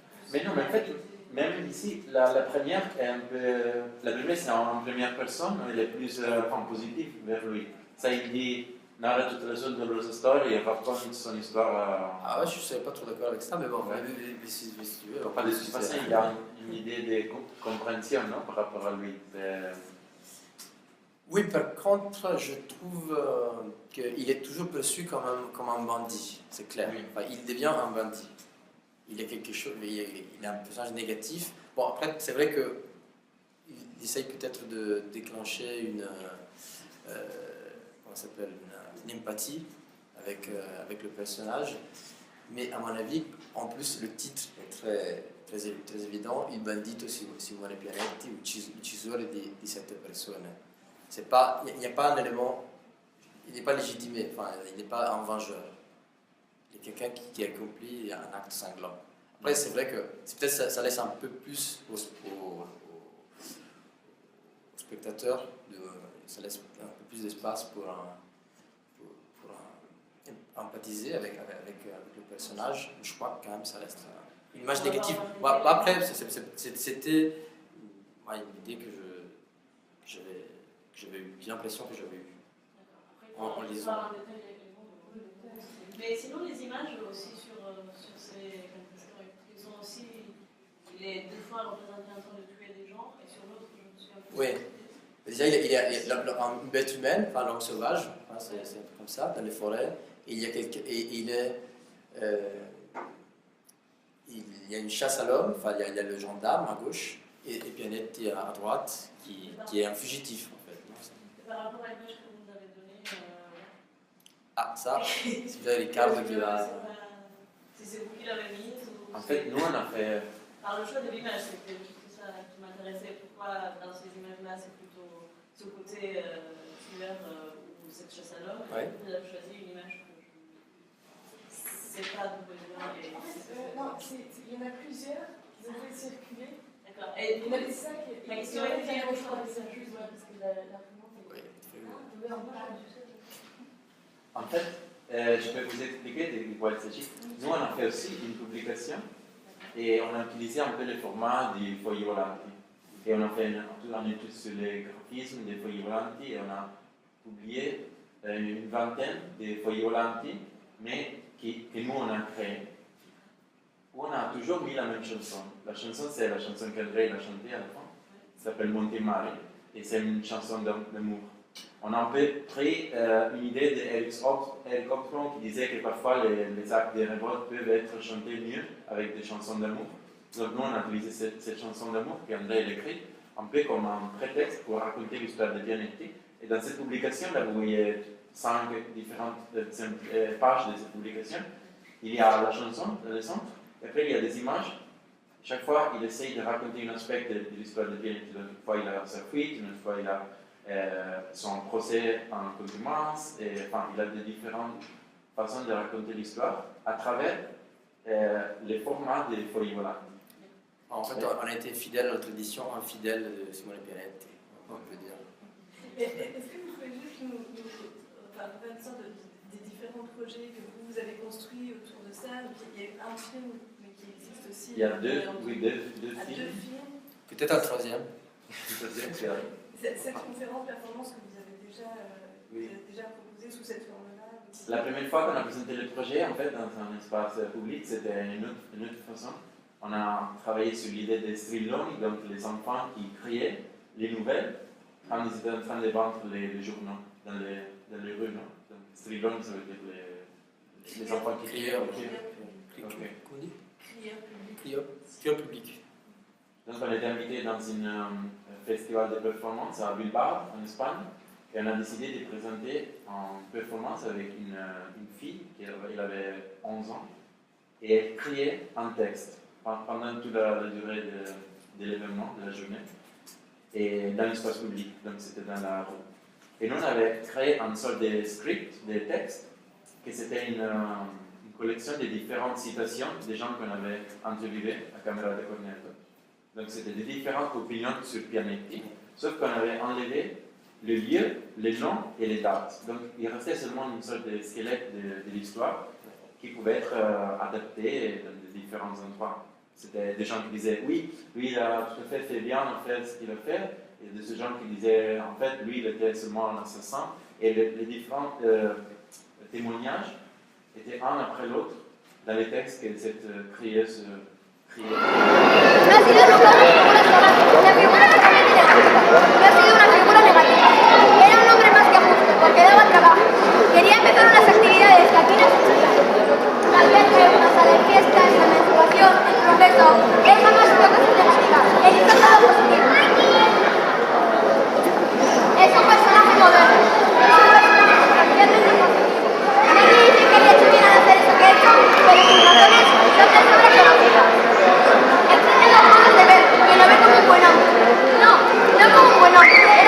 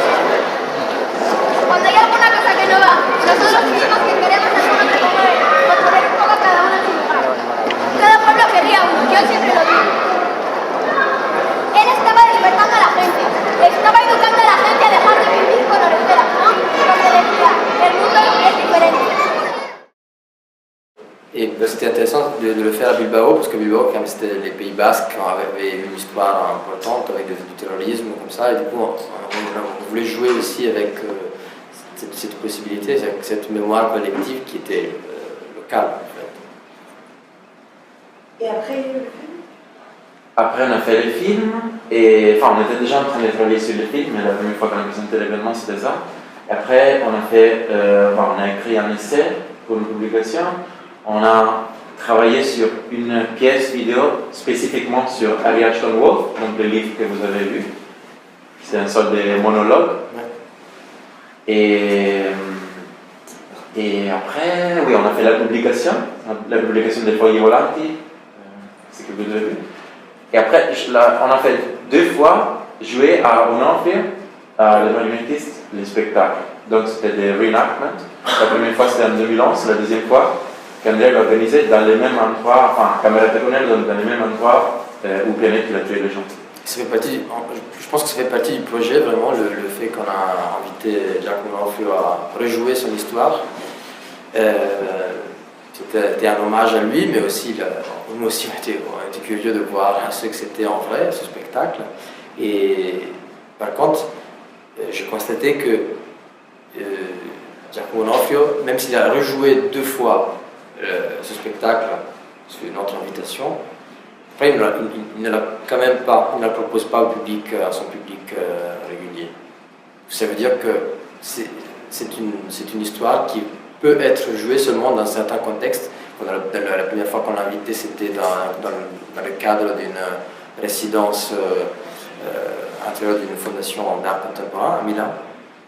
Et bon, la deuxième fois, on l'a invité parce qu'on avait gagné un prix de l'EHSS du CNRS, l'image. Sinon, on n'aurait pas eu la possibilité de voir ce spectacle. Et en quelque sorte, je considère qu'il a, même s'il a rejoué 2 fois, je considère que cette pièce, elle a été éliminée définitivement de son répertoire. Parce que, bien sûr, sur site internet, il ne la propose jamais. Du coup, c'est juste, comme disait justement Riccardo, c'était un reenactment. Reconstitution 2 fois, double reconstitution. Une fois du spectacle de la famille Onofrio et aussi des faits réels qui ont été déroulés. Mais il faut autre chose? Oui. Si, il joue des spectacles, mais c'est plutôt pour des enfants. C'est des contes, des histoires au sujet fantastique, tout ça. Oui. Mais vous, à partir de l'enquête que vous avez faite auprès des gens du village, vous avez l'impression que cette pièce pourrait, des modifications de mise en scène, de jeu, de voix, etc., ou de texte, rencontrer à nouveau encore un public adulte ou c'est une histoire qui... C'est un bon défi, mais je crois que... Les fragments qu'on a vus, bon, on donne l'impression vraiment d'un spectacle très naïf, donc bon, j'imagine assez volontiers qu'un spectacle, un public d'adultes a du mal à adhérer à ce genre de spectacle. En fait, ça m'oblige aussi à dire une chose, c'est les spectacles qu'on a fait jouer à Giacomo la deuxième fois à la place de Camerata Cornello, et c'est un peu un échec. Parce qu'il y a eu 15 personnes qui sont arrivées, et parmi le public, il y avait 7 enfants. Du coup, moi, j'espérais... Vous voulez dire quelque chose? Non, j'ai le sentiment, pour plusieurs raisons, que finalement, il y a une culture très limitée, pas actuellement. Et de cette période-là, on est en 1914, il y a encore la culture des petits pays.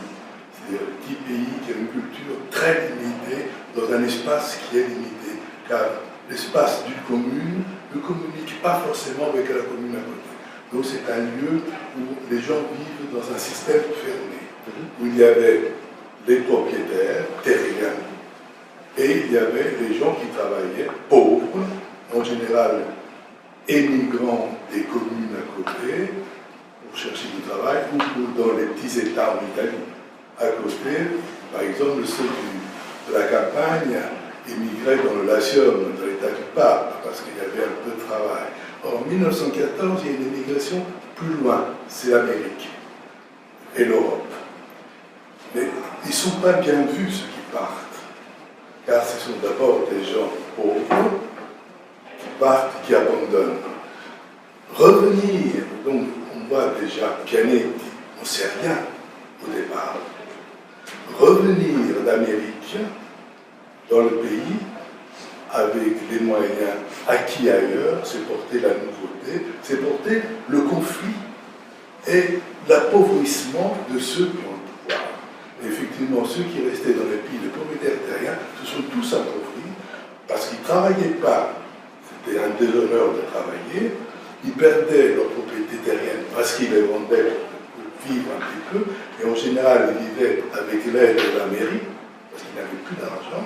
Donc il y avait à la fois une haine, une admiration et une haine à l'égard des émigrés qui revenaient. On comprend mieux l'histoire de la persécution. Et ce qui est intéressant, c'est que ce personnage disparaît.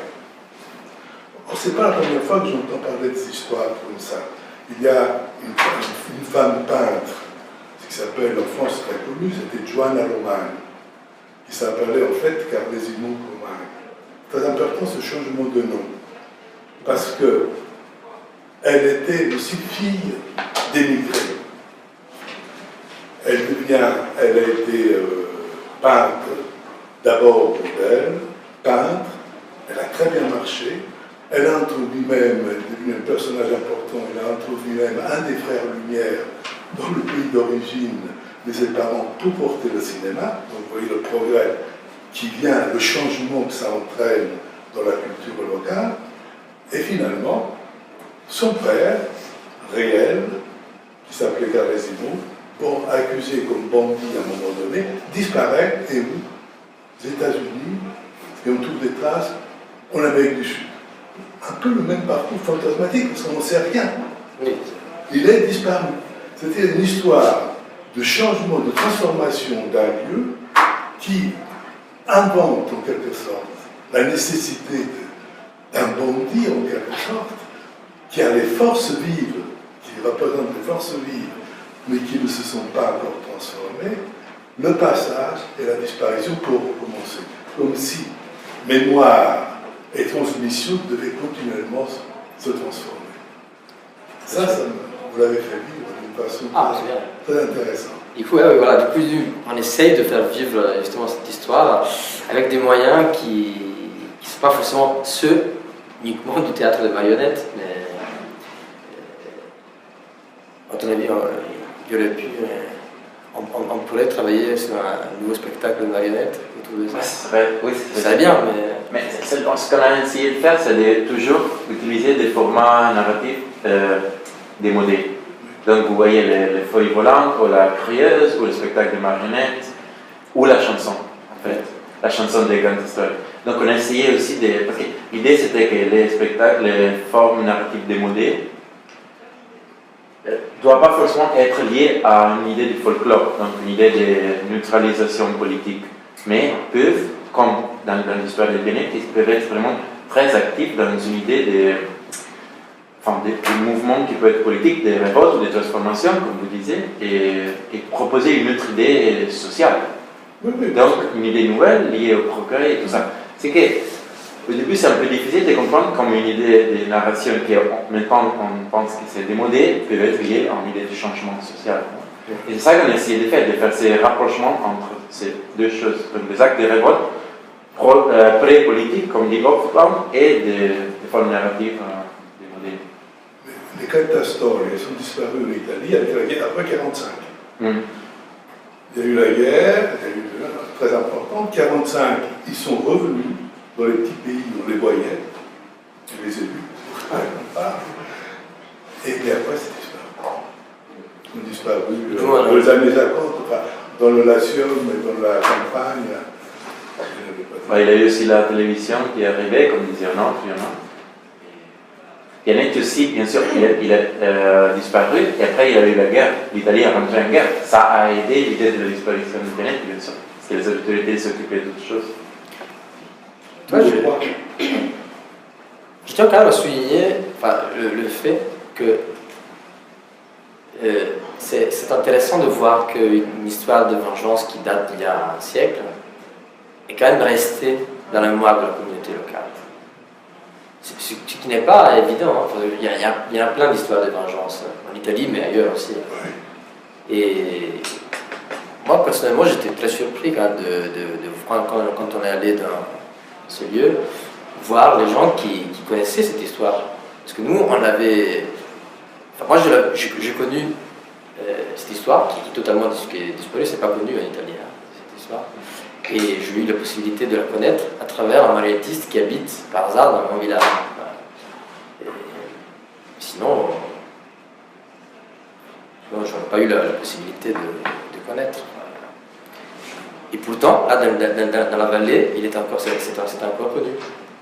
Alors, je ne sais pas, dans mon village, en tout cas, il n'y a pas beaucoup d'histoires. Même il y a beaucoup d'assassinats, Daniel Saint-An, il n'y en a pas beaucoup qui restent dans la mémoire collective. Ça veut dire qu'il y a plusieurs choses, plusieurs éléments qui ont fait que cette histoire reste dans le village. Mais aussi, je voulais répondre à vous quand vous disiez que c'était difficile de proposer un spectacle comme ça aujourd'hui. C'est vrai que, André il était là, donc c'est vrai que c'était peut-être un échec la deuxième fois qu'on a présenté ça dans les villages. Mais la première fois qu'on en a présenté, c'était dans un contexte complètement différent. C'était à Milan, donc dans une grande ville, dans un espace d'art contemporain, avec un public complètement différent. Et les gens étaient très contents. C'était plein, et les gens vraiment suivaient beaucoup le spectacle, en train de rire quand il avait des choses pour rire. Et à la fin, beaucoup de gens, ils ont aimé le spectacle. Et en plus, c'était en 2011, donc le spectacle... oui, 2011 Oui, c'était un spectacle qui... Ça rappelait un peu, pour les gens qui l'ont vu, un peu une critique contre l'établissement politique de l'époque. C'était Berlusconi était toujours là. Donc plusieurs personnes nous ont dit « ça c'est un peu une référence à ça, c'est une critique sociale ». Et bien sûr, pour nous, c'était vraiment pas ça, mais pouvait être, bien sûr, ça. Donc l'idée qu'une histoire peut être 100 ans après, posée dans un autre contexte, et peut survivre de toute façon dans un autre sens, dans des autres connexions. Pour nous, c'était intéressant, donc ce n'était pas toujours un échec et ce n'est pas toujours difficile à le proposer. En fait, il faut penser, je pense qu'il faut réfléchir beaucoup au contexte dans lequel on propose ce spectacle. Parce que moi, j'avais une idée naïve, je sais que les gens du village connaissent cette histoire, que pour beaucoup, c'est quand même un peu un mythe, hein, et un héros, on va dire. Et du coup, j'ai pensé tout de suite, forcément, ils vont venir au spectacle, en plus c'est gratuit. Là, je vais mettre en scène le spectacle dans la place du village, allez viens. Non, pas du tout. Mais déjà il faut réfléchir aussi, parce que c'est pas parce qu'une histoire est connue qu'un spectacle aura forcément, qu'il y a un spectacle qui traite de ce sujet, aura forcément un succès. D'ailleurs, ça m'évoque beaucoup. En réalité, déjà, j'ai une première question au sujet de la fortune ou de Pianetti ou de l'histoire en Amérique, puisqu'il me semble que l'intitulé de la séance parle de la Colombie. Alors, je ne sais pas pourquoi, j'avais marqué ça en tout cas. Bon, et si je pose cette question, c'est aussi parce que... C'est de la faute pour le programme, du coup, quand on a commencé le programme, c'était pas fixé que ce soit cette séance. Ah d'accord, parce que c'était la Colombie, les marionnettes en Colombie, donc du coup, bon, bref. J'attendais la fortune. Non, mais ça existe effectivement. Avec le Venezuela. Mais si je dis ça, c'est aussi parce que ça m'évoque aussi les ressorts utilisés dans le cadre de textes médiévaux connus sous le nom d'exemples-là. Ici, il y a des médiévistes qui sont beaucoup plus familiers que moi de ce genre de textes. Mais c'est vrai que ce sont des textes à caractère édifiant qui ont été utilisés et repris notamment en Amérique, de nombreux siècles après leur élaboration, qui se sont transformés, adaptés. mais aussi qui ont été proposées notamment aux descendants des Aztèques par les jésuites. Et donc c'était des histoires qui parlaient du Moyen-Âge français ou italien et tout ça, et qui étaient proposées en langue indienne aztèque, et alors qu'elles n'avaient pas forcément de point d'ancrage là-bas. Donc il y a tout un processus d'adaptation aussi de ces prêchés d'exemples édifiants. Et là encore, je trouve que dans cette histoire, ce qui est intéressant en effet, c'est que ça évoque ça anime le débat, est-ce qu'il est gentil, méchant, est-ce qu'il a raison, est-ce qu'il est anarchiste ou pas. Et il me semble que ce genre d'histoires sont vouées également justement à la discussion, à faire parler de certaines valeurs autour desquelles se retrouver une communauté donnée. Et puisqu'on peut voir aussi quelque chose de très religieux finalement, et c'est pour ça que je compare avec les exemples là aussi, dans le sens où on pourrait voir les vices et les vertus, le fait de tuer le médecin parce qu'il ment ou il l'a traité d'âne, voilà, donc il a des homos, ou le médecin qui ne soigne pas, etc. Donc c'est vrai que par rapport à ça, je trouve que ce texte a tous les ressorts en fait, et religieux et politiques, forcément liés, et qu'il serait intéressant de le comparer à la tradition des exemplaires médiévaux et leur fortune organique, aussi dans l'usage de ces ressorts et dans l'ancrage également au sein de la toponymie, parce que là aussi vous vous demandez pourquoi ça a mordu, on va dire, dans ce village, pourquoi ça s'est stabilisé. Bon, déjà il y a peut-être des textes qui existaient auparavant, qui circulaient dans le cadre des missions intérieures, etc. Mais aussi parce qu'il est fortement ancré, me semble-t-il, dans le paysage, puisque lorsque les personnes interrogées en parlent, elles vont montrer la montagne, ancrée pleinement. Donc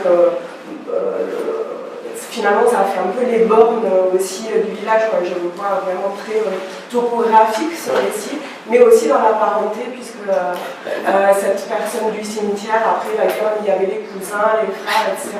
Donc on a quelque chose de très ancré dans le sol et la parenté locale. Je pense que vous avez raison.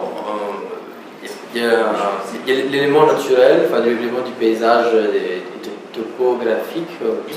C'est très important, effectivement. Le fait qu'on est dans une vallée, ça crée déjà la possibilité pour Pianetti de fuir. Bon, on ne sait pas, à mon avis, il s'est tué, mais bon, enfin, on laisse la légende continuer, en disant qu'il a échappé, et grâce au fait qu'il y a des montagnes autour, il y avait des forêts, que ce n'était pas facile. En plus, à l'époque, il n'y avait pas de GPS. Oui, du coup, c'est aussi peut-être des sociétés qui sont un peu plus fermées encore, même si la modernité est arrivée, mais quand même, c'est des sociétés dans lesquelles les communautés sont une taille plus petite d'ailleurs. Il n'y a pas de grosses villes, c'est des villes de 5000 habitants maximum. Du coup, ça peut être aidé aussi à solidifier une mémoire. Il y a le fait aussi que Simone Pianetti, à mon avis, est perçu par beaucoup d'habitants de cette vallée comme un nouveau Vincenzo Pacchiani, qui était un bandit de la fin du XVIIIe siècle, à l'époque de Napoléon. Entre la fin du XVIIIe et le début du XIXe. Qui était plutôt un bandit qui volait à des riches. C'était un ruban de bois de l'époque. Du coup, je pense que Simone Pianetti a aussi joué. Enfin, l'histoire de Simone Pianetti a exercé beaucoup de fascination aussi parce que les gens connaissaient déjà l'histoire de ce bandit qui était populaire et qui, dans les marionnettes, était très, très populaire. Et la famille Onofrio jouait aussi l'histoire de ce bandit. Et, du coup, il y a plusieurs éléments aussi qui ont solide cette mémoire. Mais je trouve aussi que dans l'histoire de Pianetti, il y a en fait un bandit, c'est une histoire, mais de cette fois-là, comme moi je trouve, j'ai pensé ça quand la famille dans les cimetières, il y a la raison pour laquelle elle a pu voir, comme tu as dit tout à l'heure, une empathie. Donc ce n'est pas des choses qui sont selon la loi, mais beaucoup de gens pensent qu'ils voudraient trouver quelqu'un qui fait quelque chose de bien pour eux. Donc il a ce côté, je ne sais pas comment dire, humain, de penser comme ça, mais lui il l'a fait vraiment. Donc ça, je ne sais pas si c'est vrai ou pas, mais je sens que peut-être que les gens ils ont parlé beaucoup de cette, ils ont construit tout cet univers autour de ce personnage, parce que lui il a fait quelque chose qui, dans la pensée des gens du pays, être quelque chose qui c'était pas... C'était un tabou, quoi. Voilà, mais que c'est un passé qui passe dans la tête des gens. Quelqu'un fait quelque chose qui ne pas bien pour toi, alors... Il y a ça. Mais c'est vrai que quand même pas tous les assassins sont quand même vont déclencher une tradition iconographique. Mais c'est possible, oui, mais c'est justement, c'est pas tous les bandits qui déclenchent. Dans ces cas-là, lui, il a... Tu vois aussi là que si ça c'est négatif, disons plus que dans l'histoire des marionnettes, lui il a un bandit, mais après il utilise Dolorosa comme... et Dolorosa c'est quelqu'un qui a bâti quelque chose. Donc il y a cette contrainte entre... Oui, c'est négatif, mais de toute façon il a un adjectif qui Je pense que je suis d'accord avec Ricardo. Parce que là, il parle en première personne. Non, mais je pense qu'il y a deux éléments ensemble. Ça c'est un peu plus... difficile à saisir. Enfin, même j'ai du mal aussi à comprendre comment les gens pouvaient réagir devant une chanson comme ça. Mais de toute façon, le problème c'est que dans la feuille, on voit par exemple à droite, à gauche, on voit un homme qui a un fusil, qui tient un fusil, qui tire à gauche, un homme qui n'est pas armé. Du coup déjà, ça souligne qu'un peu, enfin, c'est pas un élément positif. Et aussi, à droite, vous voyez le curé qui va bientôt tuer le curé, qui était allé, on ne sait pas, c'est une dame. Alors ça, on va pas rentrer dans le jeu d'interprétation, mais c'est un peu plus difficile, effectivement. C'est un peu comme témoignage. Après, une autre chose que je voulais dire comme ça, sur les succès de l'histoire ou pas, je pense qu'il y a quelque chose qui ça concerne un peu l'art des marionnettes en général, pas seulement l'histoire. Ça veut dire que maintenant l'art des marionnettes c'est considéré comme une art mineure. C'est pas une art qui est considérée comme le théâtre ou la danse. Donc c'est pour ça que je pense que n'importe quelle histoire ne peut pas avoir de succès aujourd'hui. En général. Mais justement, mais comme disait Ricardo, à Milan, dans un contexte de la fondation contemporaine, ça a marché un petit peu. Oui, parce que c'est une opération. Oui, c'est une opération. C'est pas l'art des marionnettes. En soi, oui, c'est sûr. C'était une opération d'amener les marionnettes dans oui, peut-être. Il y a des moments, il y avait un moment, par exemple là, c'est vrai, c'est naïf, comme vous dites, mais il y avait un moment dans le spectacle de marionnettes où il y a le Gioppino, que c'est la masse traditionnelle, c'est le fossoyeur qui arrive après que Pianetti tue une personne, je me souviens pas qui. Donc Gioppino il arrive, il commence à se moquer de la victime, c'est absolument politiquement incorrect. Et il arrive à faire une chose, je pense qu'il pose son cul sur la tête de la victime. Donc une chose, c'est vraiment... Si on pense à ça par rapport à une meurtre aujourd'hui, ça serait absolument horrible, non? Oui, bien sûr. Et condamnable. Les gens riaient beaucoup, parce que c'était un moment que c'était fait pour rire, non? Je pense que c'est un moment, comment dire, de farce dans la tragédie. Oui. C'est un moment qui déclenche un fou rire, on peut dire. Et bien sûr, aussi, ça c'est un élément très important pour nous, très intéressant, le fait que les documentaires, donc l'idée de proposer une histoire vraie, se mélange avec une tradition très très ancienne. Donc un personnage comme Gioppino, qui est un peu comme Arlequin ou Pulcinella, qui arrive dans une histoire. C'est comme si on a un documentaire télévisuel avec un personnage faux qui arrive avec un Arlequin qui arrive, non? C'est très intéressant et c'est une chose qui ne se passe pas aujourd'hui très souvent. Je ne sais pas si vous avez eu l'occasion de voir Orlando Furioso, le documentaire sur Roland Furieux. Lequel? Orlando Furioso. Lequel? Le documentaire sur quelle version de Orlando Furioso?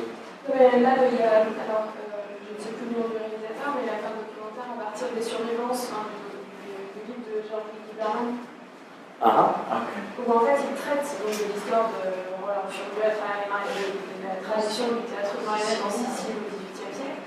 Et en retraçant ça à travers l'histoire contemporaine de l'Italie. Je sais pas si. Enfin, c'est sorti là. Ah, je connais, non, on ne connaît pas. Allez voir parce que ça fait vraiment des échos très très forts avec ceux que vous avez commentaires. Et c'est un réalisateur français. C'est Orlando Furioso. On connaissait, moi je connaissais pas. Non. C'est très intéressant, ouais, bien sûr.